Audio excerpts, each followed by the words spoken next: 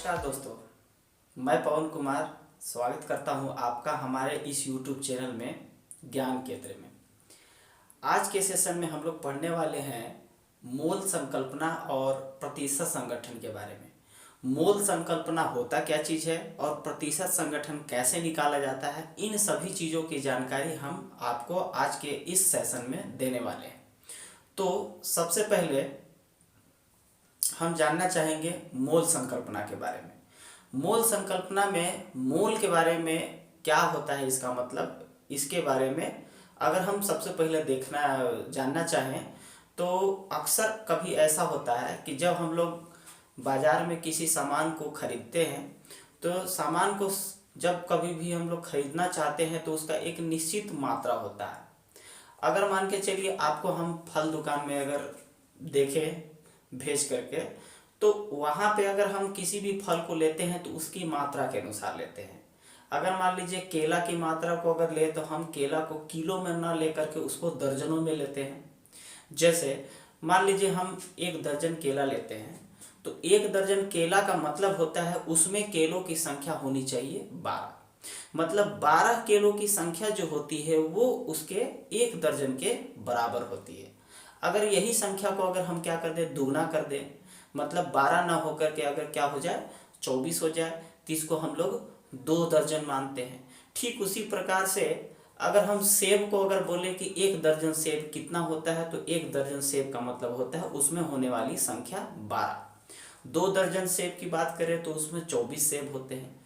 ठीक उसी तरीके से अगर हम देखें तो किसी भी पदार्थ में पाई जाने वाली जो परमाणु होती है, परमाणु एक्चुअली में अगर देखा जाए तो बहुत सूक्ष्म कण होते हैं जिनको हम अपने आंखों से नहीं देख सकते हैं और उनका हम संख्या गिन भी नहीं सकते हैं, लेकिन उसकी एक निश्चित मात्रा होती है जिसको हम मेजरमेंट करके उसको हम लोग क्या कर सकते हैं, उसकी गणना कर सकते हैं।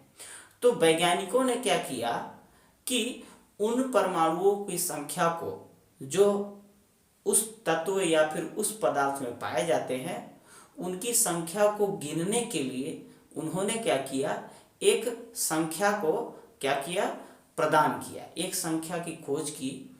अब वो जो संख्या होता है वो उसमें पाए जाने वाले परमाणुओं की कुल संख्याओं के बराबर होता है। अगर हम देखें अलग अलग तत्वों में, तो अलग अलग तत्वों में पाए जाने वाले जितने भी ग्राम परमाणु की संख्या होती है उसकी क्या होती है, अलग अलग होती है, लेकिन एक ही तत्व के ग्राम परमाणुओं की एक निश्चित संख्या में परमाणुओं और कणों की संख्या समान होती है। जैसे मान लीजिए अगर परमाणु की बात करें तो खोज के बाद ये निष्कर्ष जारी हुआ कि जिस परमाणु में 6.22 गुणित 10⁻23 कणों का समूह हो, 23 कणों का समूह हो तो उसकी संख्या एक निश्चित हो जाती है। तो इस कणों की संख्या को अगर हम देखें, जो इस संख्या को मेजरमेंट करता है, इसको उन्होंने नाम दिया एवोगैड्रो संख्या। माने एवोगैड्रो संख्या एक ऐसा संख्या कहा जाता है जो उसके 1 ग्राम परमाणुओं की संख्या को क्या करता है, बताने का काम करता है। तो जो 1 ग्राम परमाणु में उपस्थित जितने भी कणों की संख्या होती है वो कणों की संख्या होती है 6.022 गुणित 10⁻23 कण। अगर इसमें अगर इतने कणों का समूह है तो उसको हम लोग एवोगैड्रो संख्या, जिसको हम लोग Na से दर्शाते हैं, उसको हम लोग कहते हैं एवोगैड्रो संख्या। ये एवोगैड्रो संख्या किसी भी पाए जाने वाली परमाणुओं में उसके 1 ग्राम परमाणु में कणों की संख्या को प्रकट करती है। यही एवोगैड्रो संख्या को आगे चल करके मोल का नाम दिया गया। मतलब हम ये कह सकते हैं कि जिस प्रकार से किसी भी पदार्थों में 1 दर्जन पदार्थ की संख्या 12 के बराबर होती है, ठीक उसी प्रकार से अगर 1 मोल की बात की जाए तो किसी भी पदार्थ के 1 मोल में उसमें पाए जाने वाली परमाणुओं की संख्या या कणों की संख्या जो होती है वो 6.022 गुणित 10⁻23 कण पाए जाते हैं। अब हम ये कह सकते हैं कि अगर किसी भी परमाणुओं में हमको उसके कणों की संख्या का निर्धारण करना हो मोल के अनुसार, तो अगर 1 मोल की बात करें तो 1 मोल में कितने कणों की संख्या होगी? 6.022 गुणित 10 के घात 23 कण होंगे। ठीक उसी तरीके से अगर मान के चलिए 1 मोल अणु की संख्या की बात करें, 1 मोल अणु की संख्या की अगर बात करें हम, तो 1 मोल अणु में कितने अणुओं का समूह पाया जाएगा? तो 6.022 गुणित 10 के घात 23 अणु शामिल होते हैं। मतलब ये हुए अणु के बारे में। ठीक उसी प्रकार से 1 मोल आयनों की संख्या, तो 1 मोल आयनों की संख्या में भी कितने आयनों का समूह होगा? तो होगा 6.022 गुणित 10 के घात 23 आयन्स होंगे। मतलब हम ये कह सकते हैं कि इस मोल के अनुसार किसी भी पदार्थ या जो भी तत्व होंगे उसमें पाए जाने वाले जितने भी कणों के समूह होते हैं उनका एक मात्रक है, जिनके माध्यम से हम उसमें पाए जाने वाले कणों की संख्या को हम निर्धारण कर सकते हैं। तो ये जो मोल होता है मुख्य रूप से अगर देखा जाए तो किसी भी तत्व में या किसी भी पदार्थ में उपस्थित परमाणुविक या आणविक या फिर आयंस के रूप में पाए जाने वाले कणों की संख्या का क्या करता है? निर्धारण करता है, जो कि मोल के रूप में हम लोग क्या करते हैं? जानते हैं। इसी तरीके से इसी मोल को हम एवोगैड्रो संख्या के नाम से भी जानते हैं। क्यों? क्योंकि एवोगैड्रो संख्या का मतलब जो होता है उसमें पाए जाने वाले कणों की संख्या 6.022 गुणित 10 के घात 23 होते हैं। उसी तरीके से हम उसको मोल का नाम देते हैं। जिस प्रकार से 1 दर्जन में 12 कोई भी वस्तुओं की संख्या होती है, ठीक उसी तरीके से 1 मोल में कणों की संख्या 6.022 गुणित 10 के घात 23 कणों की संख्या होती है, जिसको हम एवोगैड्रो संख्या का भी नाम कहते हैं और उसको मोल का भी नाम दिया जाता है। अगर मान के चलिए किसी भी लिक्विड पदार्थ में अगर मान के चलिए मोलों का संख्या का निर्धारण करें तो क्या होगा? तो लिक्विड पदार्थ अगर होती है तो उसमें मोलों का संख्या का निर्धारण ना करके उसमें लीटर के रूप में होता है। तो अगर बात करें हम 1 मोल, तो 1 मोल लिक्विड पदार्थ का मतलब होता है कि जो जलीय विलयन होगा, जलीय विलयन होगा। तो 1 मोल जलीय विलयन का मान जो होता है 22.4 लीटर। यानी अगर मान लीजिए किसी भी लिक्विड पदार्थ की गणना की जाए हम मोल के अनुसार, तो 1 मोल लिक्विड पदार्थ की गणना जो होती है वो होती है 22.4 लीटर के बराबर। तो 22.4 लीटर 1 मोल के बराबर होता है और 1 मोल में जितने लीटर की मात्रा होती है वो होती है 22.4 लीटर। ये जो है लिक्विड पदार्थ में क्या करती है? इसका निर्धारण किया जाता है। अगर ठोस पदार्थ हो तो उसमें कण पाए जाते हैं, जो कि मुख्य रूप से उसमें 6.022 गुणित 10 के घात 23 के संख्या के बराबर होती है। तो ये रहा क्या चीज? मोल के बारे में, कि मोल में कितने कणों के समूह पाए जाते हैं। आइए मोल का मतलब क्या होता है, इससे क्या तात्पर्य है? किसी भी मोल का निर्धारण जो है वो उसमें किसी भी पदार्थ के कणों की संख्या का समूह को गिनने के लिए या जानने के लिए किया जाता है। और लिक्विड पदार्थ है तो उसको 22.4 लीटर के हिसाब से किया जाता है, जिसको हम 1 मोल के बराबर मानते हैं। अब आगे चलते हैं हम लोग प्रतिशत संगठन के बारे में। प्रतिशत संगठन का मतलब होता है कि अगर मान लीजिए किसी भी यौगिक की बात करें तो जितने भी यौगिक होते हैं उनमें कई तत्व पाए जाते हैं।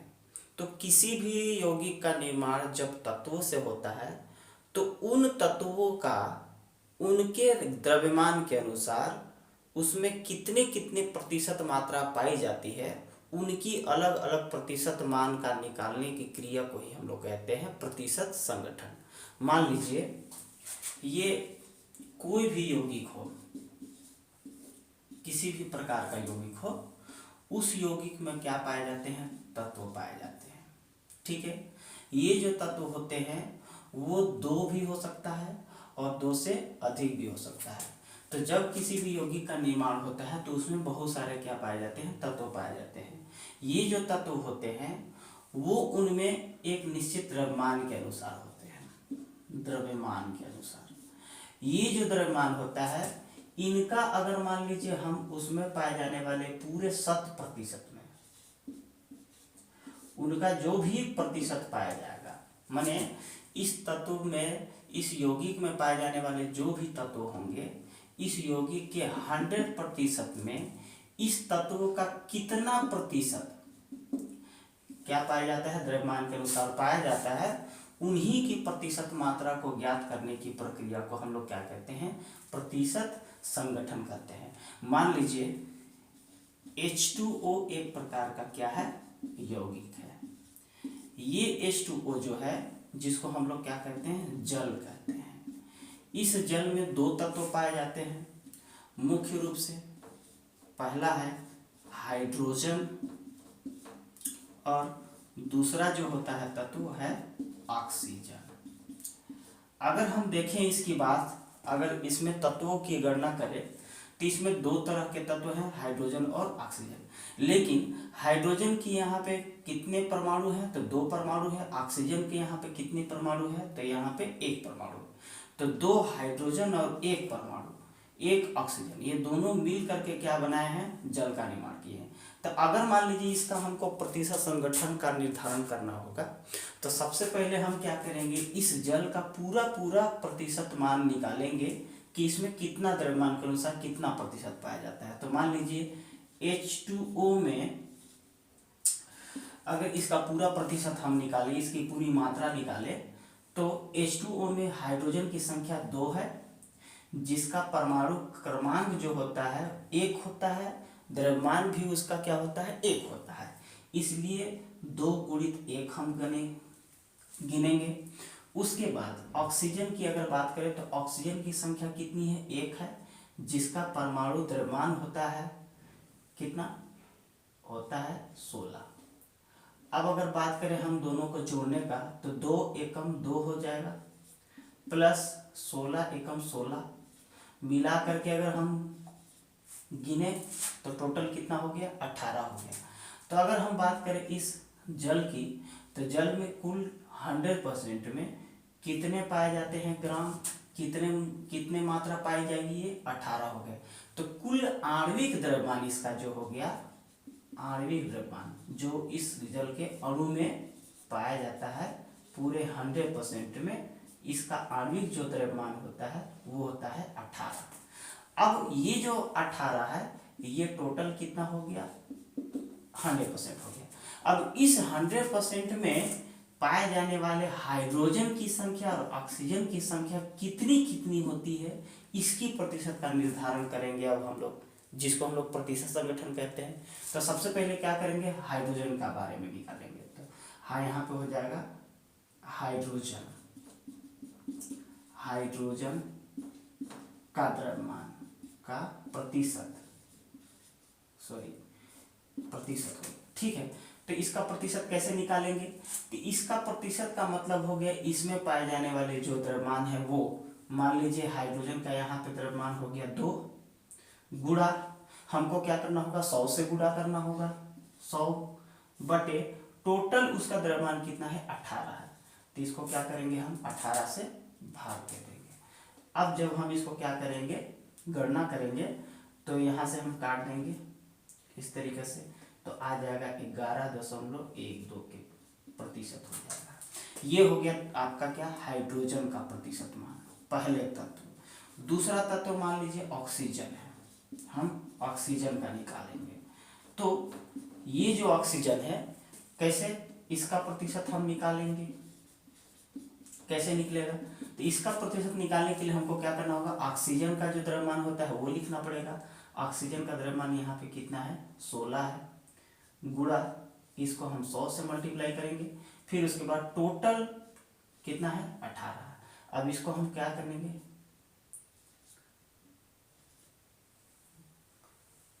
इसको हम काट देंगे यहाँ से, तो हो जाएगा कितना, 11.12, फिर उसके बाद हम को गुणा करना होगा 8 से।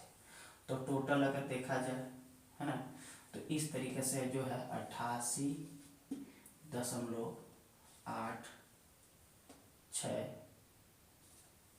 के बराबर आता है। यहाँ पे हम 11 कर तो ये जो है इतना प्रतिशत निकल गया किसका, ऑक्सीजन का। अब अगर मान के चलिए इसमें हाइड्रोजन और ऑक्सीजन के दोनों प्रतिशत को अगर हम जोड़ेंगे तो लगभग 100% के बराबर आ जाता है।